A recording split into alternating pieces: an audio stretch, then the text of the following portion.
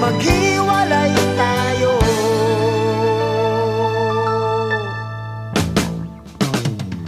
Thank you for your kindness, thank you for your tenderness, thank you for your smile.